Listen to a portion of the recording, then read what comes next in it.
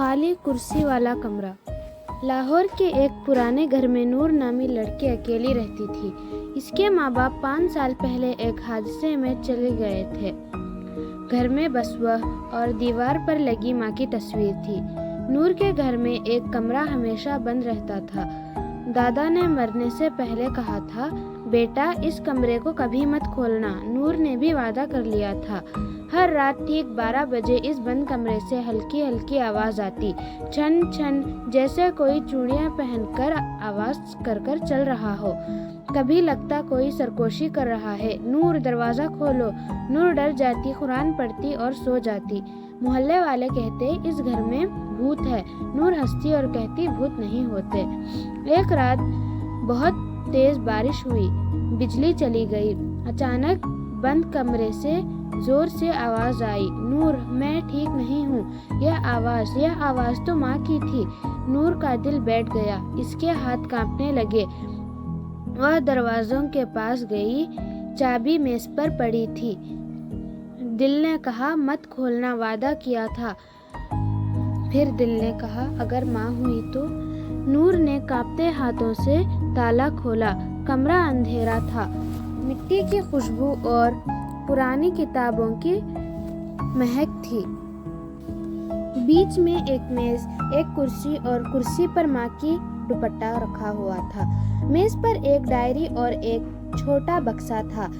جیسے ہی نور نے ڈائری کھولی، لائٹ آ گئی۔ ڈائری پر ماں کی لکھائی تھی، میری پیاری نور، اگر تم یہ پڑھ رہی ہو تو مطلب میں نہیں رہی۔ نور بیٹا، حادثے والے دن میں مرنے والی تھی، لیکن میں نے ڈاکٹر سے منت کی، میں نے اپنا گردہ تمہیں دے دیا۔ ڈاکٹر نے کہا تھا 5 سال تک کسی کو نہیں بتانا، ورنہ تم خود کو مجرم سمجھو گی۔ اس کمرے میں تمہارے لیے میری ڈائری ہے، جب تم 25 کی ہو جاؤ تو پڑھ لینا۔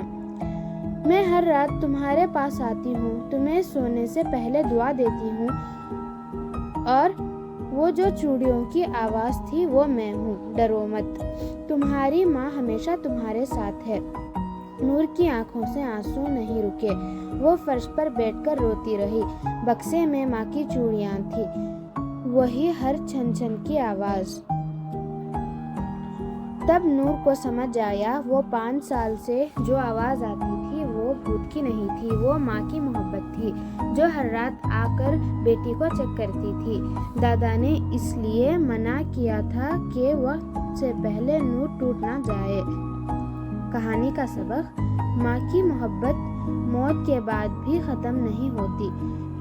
دوسرا سبق: کچھ راز وقت آنے پر ہی کھلتے ہیں۔ تیسرا سبق: جو ہمیں ڈراتا ہے وہ اکثر ہمارا اپنا ہی ہوتا ہے، بس انداز الگ ہوتا ہے۔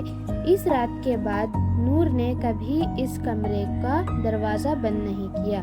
اب وہ وہاں روز دیا جلتا تھا، اور رات 12 بجے نور خود چوڑیاں پہن کر بیٹھتی ہے اور سرکوشی کرتی ہے، امی میں ٹھیک ہوں، اب فکر مت کرو۔ کیسی لگی؟ رلا دی نا؟ یہ کہانی ہمیں سکھاتی ہے کہ محبت کبھی مرتی نہیں، بس شکل بدل لیتی ہے۔ اگلی کہانی آپ کو دوستی کی قربانی والی یا معجزے والی سنا